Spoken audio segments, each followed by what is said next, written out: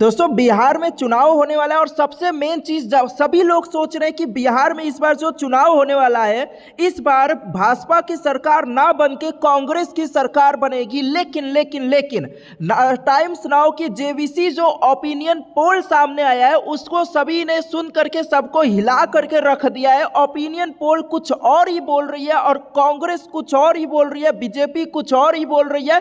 तो इस वीडियो के अंदर जानेंगे कि कांग्रेस और भाजपा अपने किन किन लोगों को कहां कहां से लड़वाने वाली है इस बार चुनाव में, और कौन सी पार्टी इस बार जीतने के पूरे चांस है, इस बार बीजेपी का बहुमत होने वाला है कि नहीं होने वाला है। सबसे जरूरी चीज कि 2020 के अंदर बीजेपी ने 74 सीटें जीती थी बिहार में, लेकिन जेवीसी ओपिनियन पोल के हिसाब से इस बार बीजेपी अपना जो इलेक्शन में जीतने वाली है वो है 81 सीटें जीतने वाली है। यानी कि एक बार फिर से ऐसा नजर आ रहा है ओपिनियन पोल के हिसाब से, जो कि लोगों से ओपिनियन लेकर के पोल बनाया गया है, उसमें नजर आ रहा है कि बीजेपी एक बार फिर से जीत सकती है।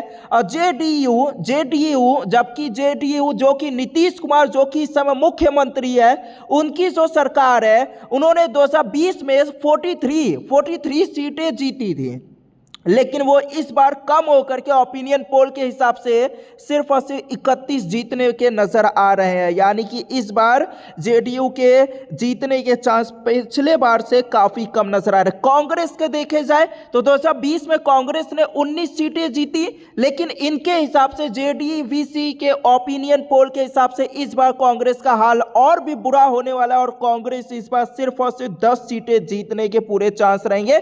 आरजेडी जो कि तेजस्वी यादव और लालू प्रसाद यादव की पार्टी है, 2020 में 75 सीट इनने जीती, लेकिन 2025 के बिहार इलेक्शन के हिसाब से देखा जाए तो 52 सीटों पे इनको जीत मिलने के चांस है ओपिनियन पोल के हिसाब से।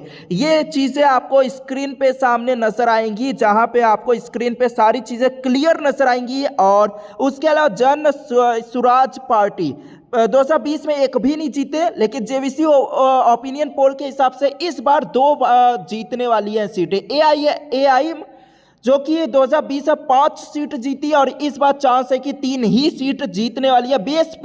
बीएसपी जो कि पिछले बार भी 2020 में भी एक ही जीते हैं और इस बार भी एक ही में, यानी कि सेम रहने वाले हैं। तो जरूरी क्या है कि नजर ये आ रहा है जेवीसी ओपिनियन पोल से कि एक बार फिर से भाजपा की सरकार रहने वाली है। एक बार फिर से हो सकता है कि नीतीश कुमार को ही मुख्यमंत्री बनाया जाए। बिहार में सरकार बनाने के लिए सबसे जरूरी है कि बहुमत जो है ना वो 122 सीटों पे जीतने वाली पार्टी को मिलने वाला है। बहुमत जो मिलेगा 122, जो कि काफी मुश्किल नजर आ रहा है। यानी कि एक बार फिर से काफी जद्दोजहद नजर आने वाली है। बिहार में एनडीए यानी कि भाजपा की ओर से कितने सीटों पे किसको लड़वाया जाएगा? जेडीयू जो कि आपको मालूम है नीतीश कुमार की सरकार है, 102 सीटों पे एनडीए की ओर से लड़ने वाली है। भाजपा 101 सीटों पे लड़ने वाली है, जेडीयू 102 और भाजपा 101। और जो चिराग की पार्टी है एलजेपीआर, उनको 20 सीटें मिली हैं और एचएएम हम और आरएलएम को 10-10 सीटें मिली हुई हैं भाजपा की ओर से। यानी कि एनडीए इस बार भी तैयार है जीतने के लिए। लेकिन मेरे हिसाब से जिस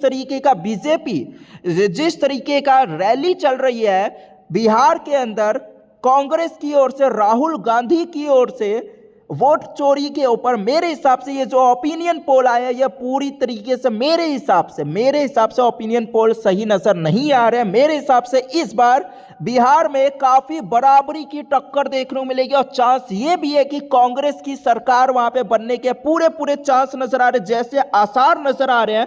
आजकल बिहार के अंदर जिस तरीके से वोट चोर चल रहा है, वोट चोरी के ऊपर रैली निकाल रहे हैं राहुल गांधी, आखिरी 10 दिनों से करीब हर दिन रैली निकाली जा रही है अलग अलग जगहों पर बिहार के अंदर।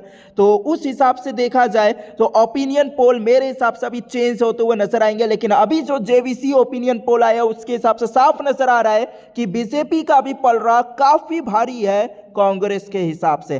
तो आपको क्या लगता है, अपना ओपिनियन भी जरूर देना कमेंट में। एक चीज है, पूरे यूट्यूब के ऊपर सबसे जरूरी, सबसे जल्दी जो न्यूज आपको इसी चैनल पे मिलेगी, क्योंकि न्यूज चैनल वाले 24 घंटे एक ही न्यूज को चिल्लाते रहते हैं। यहाँ पे आपको 10 मिनट के अंदर ऐसी न्यूज मिलेगी जो कि पूरे यूट्यूब पे, पूरे चैनल्स पे आपको कहीं नहीं मिलेगी।